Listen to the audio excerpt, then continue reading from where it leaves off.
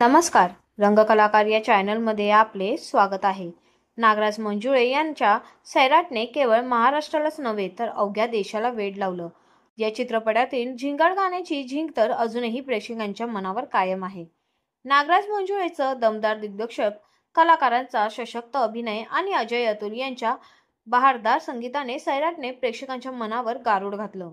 2016 मध्ये आलेल्या सैराटने बॉक्स ऑफिसवर जवळपास 100 कोटीहून अधिकची कमाई केली आहे.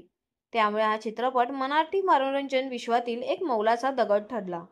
9 वर्षांनी सैराटची जादू आता प्रेक्षकांना पुन्हा एकदा अनुभवता येणार आहे. कारण येत्या 21 मार्च रोजी सैराट पुन्हा प्रदर्शित होणार आहे.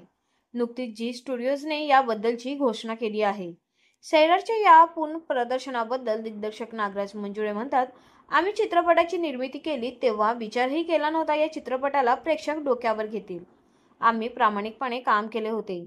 सैराटने महाराष्ट्रातच नाही तर भारतभर प्रेक्षकांच्या मनात स्थान निर्माण केला आहे आणि आज पुन्हा एकदा आमचा हा चित्रपट प्रदर्शित करण्यासाठी संधी मिळते. याहून आनंद काय असू शकतो. यासाठी मी झी स्टुडिओला मनापासून धन्यवाद देतो. चित्रपटाच्या पुनःप्रदर्शनामुळे आम्हाला पुन्हा एकदा तोच अनुभव, तीच उत्सुकता आणि प्रेक्षकाचं भरभरून प्रेम मिळेल याची मला खात्री आहे. रिंकू राजगुरू म्हणते, सैराट हा चित्रपट माझ्या आयुष्याचा अविभाज्य भाग आहे. आरची या भूमिकेला प्रेक्षकांनी भरभरून प्रेम दिलं. या चित्रपटाने मला फक्त ओळख नाही तर प्रेक्षकांच्या मनात एक खास जागाही दिली. सैराट पुन्हा प्रदर्शित होत आहे याचा मला खूप आनंद आहे आणि अभिमान आहे. चित्रपटाचे दिग्दर्शक नागराज मंजुळे यांनी माझ्यावर विश्वास दाखवून मला या चित्रपटात काम करण्याची संधी दिली. यासाठी मी त्यांची कायम आभारी असेन. आकाश ठोसर म्हणतो, सैराट हा माझ्या करिअरचा पहिला आणि आजवरचा सर्वात महत्त्वाचा टप्पा आहे. परशा या व्यक्तिरेखेने मला प्रेक्षकांच्या मनात एक वेगळी ओळख दिली. सैराटच्या या माध्यमातून आपल्या टीमने जे यश मिळवले ते आजही आठवणीत आहे.